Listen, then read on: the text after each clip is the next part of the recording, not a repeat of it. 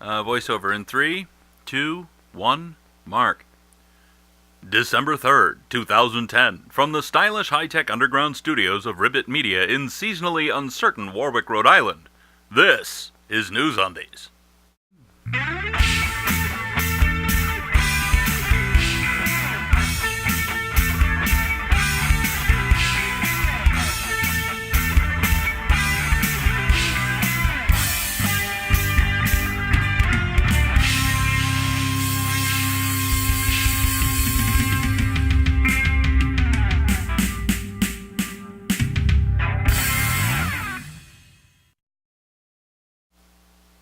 For December 3rd, 2010, this is NewsUndies, all the news that shouldn't be news.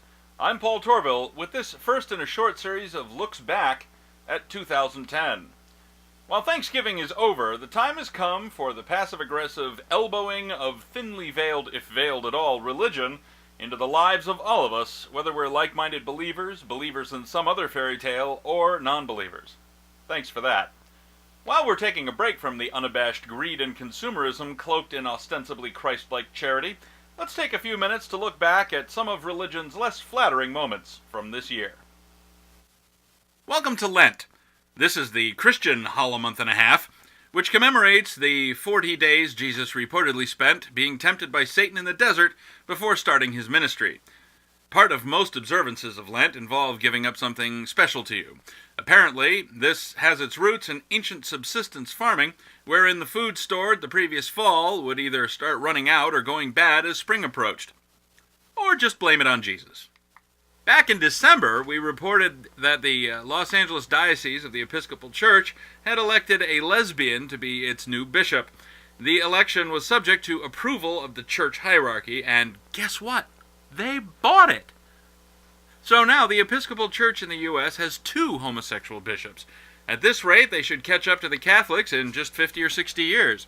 The Episcopals are ahead of the Catholics in the number of self-professed openly homosexual clergy.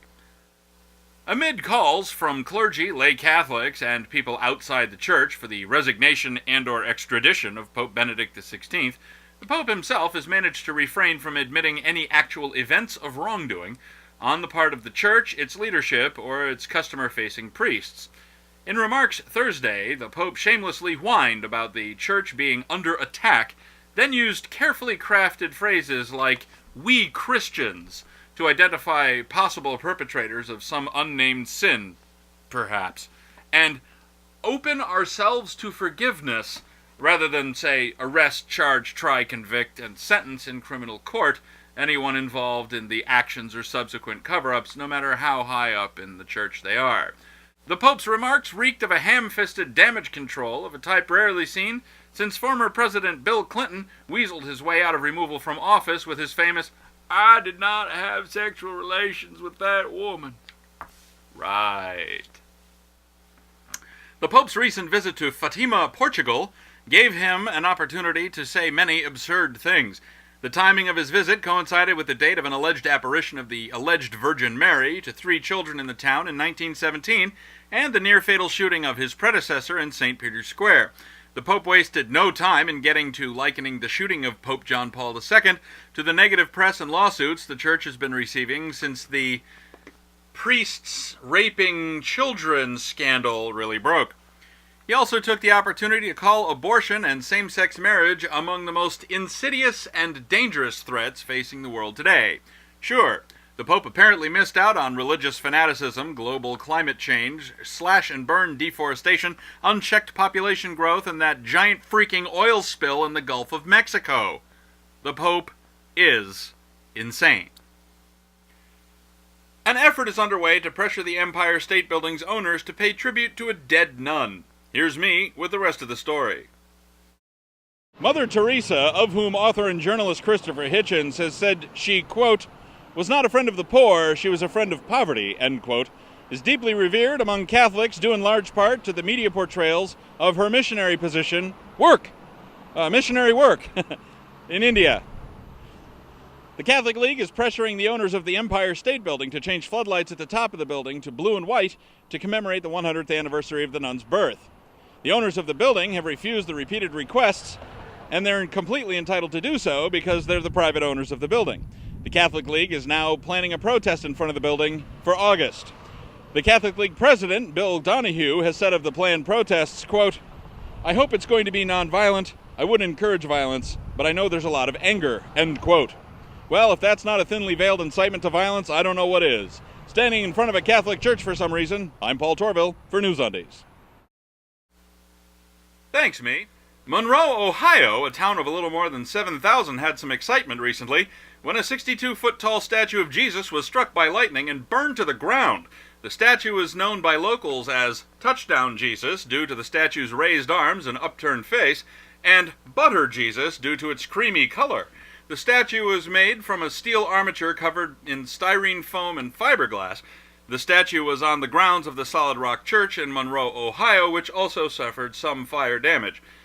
Why it is that it occurred to no one that the statue with its top-to-bottom steel structure and highly flammable flesh would be struck by lightning, and if it was, it would likely burn, is beyond the ken of anyone with a 5th-grade science education. As you may have heard, if you've been on Earth at just about any time in the last 20 or so years, the Vatican's been having some issues with the priests not conforming to the exact letter of the law, or their commitment to the Church by, raping children. So now they're complaining about the fact that these priests are living a double life. Oh, now? So the Vatican is now demanding that closeted gay priests come out and quit. Really? Well, they just managed to exonerate Galileo 359 years late. Irrespective of whether persecuting closeted gay priests is right or not, taking such quick and decisive action on the whole priests raping children thing is, well, it's positively stunning. Another 100 or so years and they just might get it right. Why would a nun turn to anyone other than God for help in a time of need? Here's me with the story. A Warwick area nun was seen being assisted by a AAA driver in this parking lot behind me. While the elderly sister refused to be interviewed, it's clear she was having difficulty with her 1990s vintage Toyota Corolla, and that miraculous intervention was not forthcoming. When asked why she hadn't turned to God for assistance, she said, quote, "Get stuffed, heathen," end quote. The shunned deity could not be reached for comment. Standing in front of a strip mall parking lot for some reason, I'm Paul Torville for NewsUndies. Thanks, me. Of course, in modern America, one can't have a discussion about faith without dragging politics into the mix. In case you had faith in the ability of political processes to save us, here's a look back at some stories that might shake that faith. In the true spirit of NewsUndies, here's an item which should not be news. Dick Cheney had a heart attack. Considering that this man suffered his first heart attack in 1978 at age 37, and bearing in mind that he's had 4 intervening heart attacks, a quadruple bypass, more stents and balloon catheter procedures than could be counted by the average 5th grader, or Cheney's old boss for that matter, this should not be at all surprising. Bearing in mind that Cheney was a reclusive Sith Lord while on the public payroll, pausing momentarily on occasion to tell the odd senator to fuck himself, or shoot an old friend in the face, he is now just an average guy, or should be. The man left office with a 63% disapproval rating, and this is in a job with only 2 official responsibilities: periodically check on the health of the president and break tie votes in the Senate. You have to be trying really, really hard to be that thoroughly hated in a job that easy.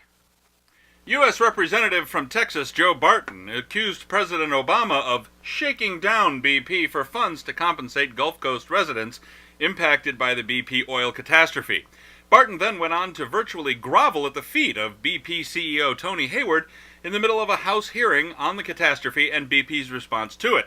Barton, whose biggest campaign contributions have historically come from petroleum interests, later claimed that his remarks were misconstrued, then retracted the entire statement.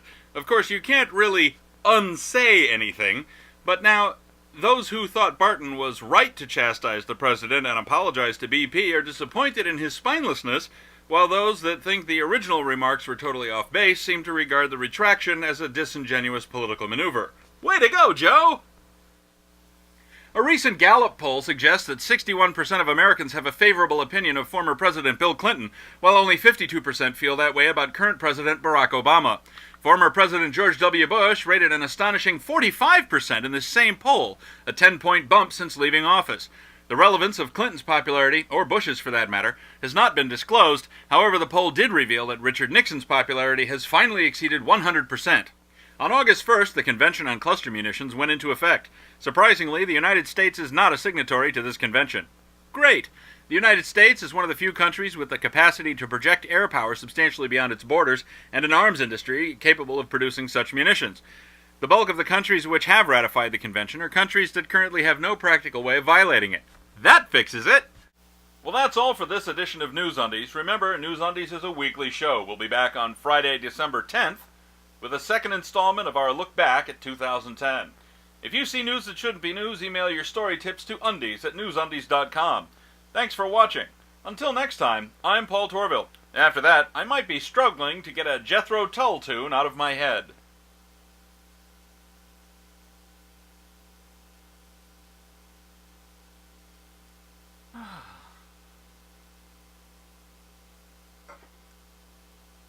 The Jethro Tull tune, of course, is living in the past, you see.